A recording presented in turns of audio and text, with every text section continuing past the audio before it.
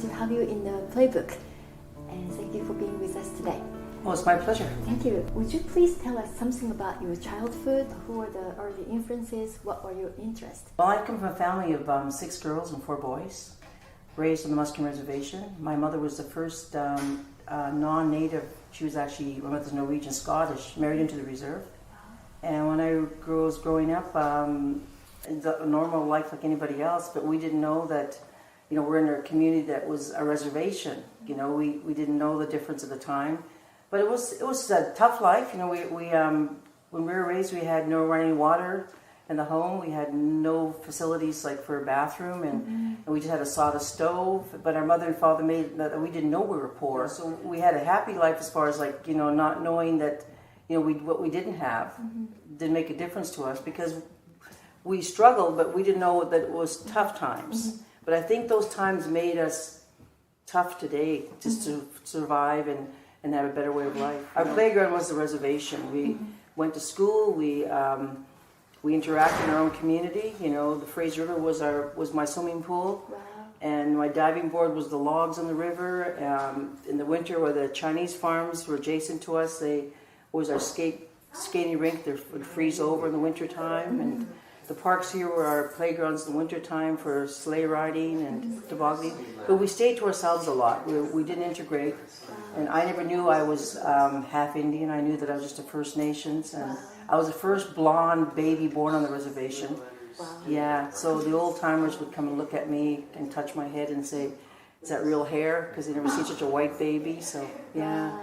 But I could say all in all, we were like any normal family, except for we were labeled as First Nations. We lived on a reservation. We were, basically struggling, lower class family because of the hard times and the way that life was in those days. I think all the generation of the baby boomers grew up in a situation where it was tough times, but that made you tough.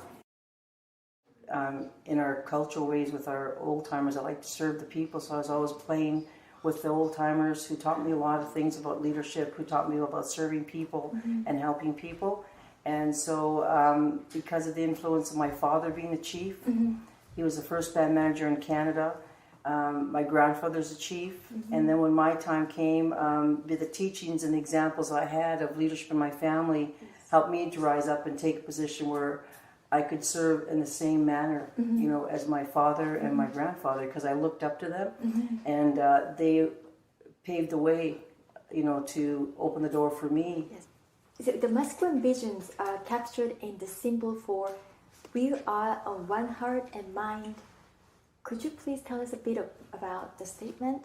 Well, in First Nations communities, a lot of times when we're growing up, we're very divided because of the integration, of the government and their standards that they impose on us. And then when there's a lot of changes are happening, we kind of we're no different. There's a lot of jealousies, a lot of indifferences, a lot of mixed, feelings and a lot of grudges and a lot of negativity. So they realized that in order to become stronger as a community, that we must adopt one heart, one mind, one spirit. It's not that we all are one heart, one mind, one spirit, but if we can try individually to be that way, then we can actually help our community to grow and prosper and change, as what we should be traditionally, because we were at one time a community that was strong, united, and close, and but then through time it changed. So now we're trying to reinstitute that in our community, of that spirit, to as we live together. We have to grow together and adopt so we can, be stronger and better. As a former chief, what do you think is the most important characteristic of a chief? A chief must have, first of all, must work from their heart. And then, when you work with your heart and you connect to your mind, then the spirit can reach out to the people. Because our people have been betrayed many times by false promises and false hopes. But if a chief works from their heart to serve the people, has integrity, has honesty, has trust, and also has the characters that they love and they really do care. People don't care how much you know until they know how much you care. And that's a quality because that's where women work from our matriarch society. We work from our heart, which is the center of your your whole being. And so that's a quality that I would carry, because that's where I was taught by my father and my grandfather, that they all stood for the people and by the people and served the people that way. In our society, interesting enough, because we come from a matriarch society, my grandfather told us many different type of stories about the fact is, it was when we lived in longhouses prior to contact, the women were the ones that gave the direction to the men, because we lived in longhouses. There were like 10 families in a house, and they would direct them what to do, to go and get the food, to do the hunting, and do the providing for the families. And then when it came back to the longhouse, women were in charge, because women gave life. Life comes from women, the womb of the woman. So the men, looked up to that. And so women work from their heart, from their core, and they give life. So they have a way of being able to show a better way of life, because of the strength that we have. And to this day, I still connect to that. And our people have become so adapted to a way of life where the Western influence with the infiltration of alcohol and drugs, and to reconnect with your standards, traditionally and culturally, that who we are as a people made us distinct. Alcohol was not used, pre-contact by us. Drugs was not an issue. The standards of the success of our self-government was that we worked and provided, and there was a strength in our community that we survived, because of the innate ability of saying First Nations were strong, they were talented, they were gifted, they survived, they provided in this country the strength of it was like the history's written in the earth, my sister says, is that in providing from the earth their way of life. Yes. And now today, the way of life is not the way that I grew up. I see the big changes, and until we can understand the fact that we did wrong by adapting those ways and we lost our identity, we need to identify who you are, and the strength of our traditional ways that we survived prior to contact, and the changes that we made today are not the right changes. The most pressing issue with us right now is to reestablish our community, our traditional cultural strengths and skills and lifestyles that we had, which did not, how would you say this, that we never had before a problem socially. We were socially, did not have the ills that we have today, and that's the chronic condition we have of alcohol and drugs, which leads to unemployment, leads to to the dependence of the welfare, which we never had welfare to 1965. Prior to that, we worked for ourselves, provided for ourselves. Yes. And we need to do that's what we have to own that problem, and the solution is to start living our life away from that dependency and to be independent. As a First Nations, self-government is governing yourself, and then when we can learn to govern ourselves, then we don't have to say. We can say no to alcohol, no to drugs, no to a dependent life on the welfare system, and be independent.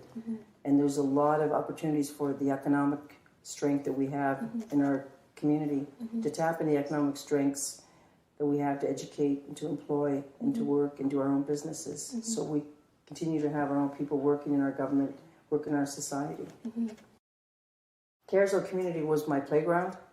That's where I learned to swim in the Fraser River, and then when we found that there was lots of contamination in the river, we advanced up and went to Kerrisdale. We walked from the reserve to Kerrisdale, and we were water rats. We lived in the pool. Wow. Yeah, and when the pool would close, we'd wait outside until it opened again. We'd go morning till evening. Education was not ingrained in us to succeed, and because of the problems with First Nations and non-natives in the school system, there's a lot of racial problems, so a lot of our people dropped out of school and only went to grade 8 or 10, but I did go to grade 12. I was driven to succeed and to be educated. So, but no, we have many fond memories of Kerrisdale. We still patronize Kerrisdale today. I'm personally envisioning that our center will become a learning community or creativity lab where meaningful dialogue can take place and leading to sometimes significant change. However, we do need new innovation to encourage such a collaborative, creative climate. What is your vision on it? How would you like to foster a good working relationship with a Kerrisdale Community Center, for example? Well, I really believe that Kerrisdale needs to open up the door, understand that Kerrisdale was Musqueam. Yes. And we have rich cultural heritage Yes. that we can share with Kerrisdale.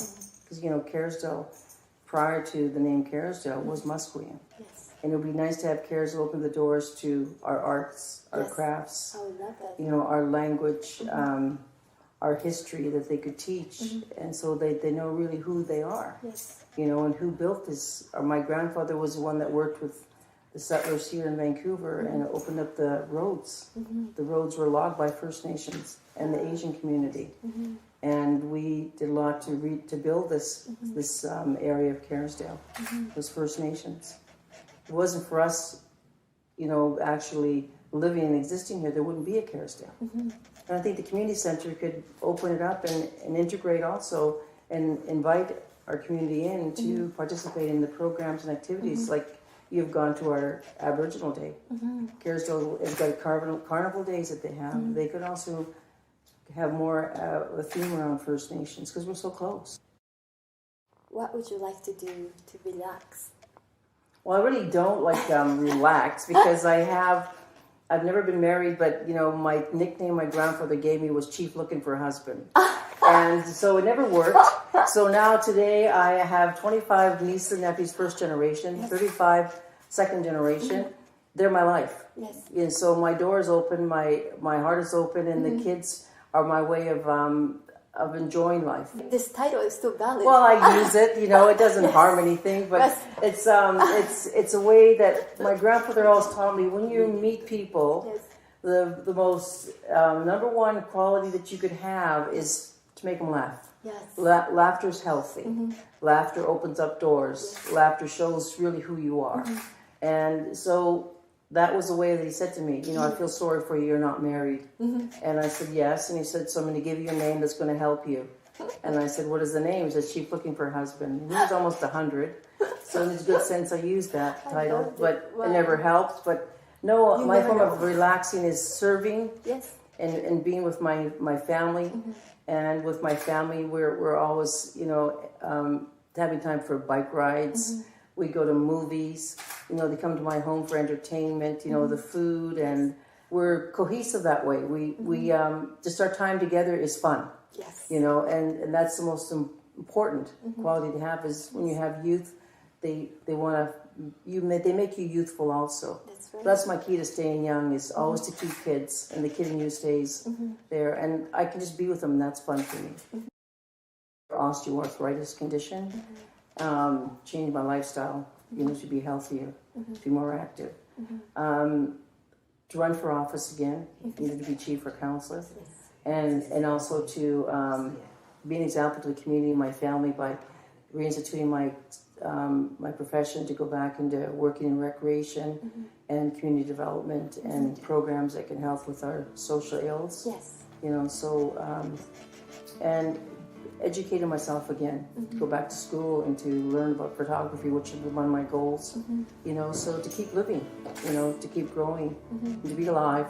So that's what my goal is, to not stop living at 60, but start living again. That doesn't stop there; it starts again.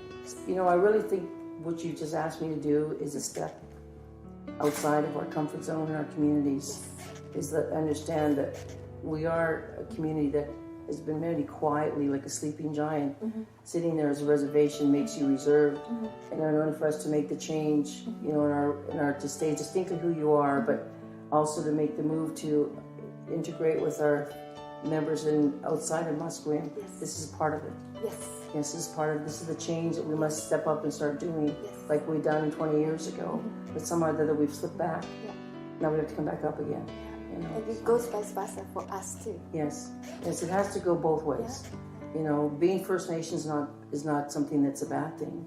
No. People label you, but no, being First Nations, we're of this nation, and we're really the forefathers that built this country, and built Kerrisdale, built Dunbar, built Vancouver. We were here first. So, but it's our problem also because we allow ourselves to be staying separated in one little community, which we shouldn't be. And it was our forefathers and ancestors that welcomed the New World.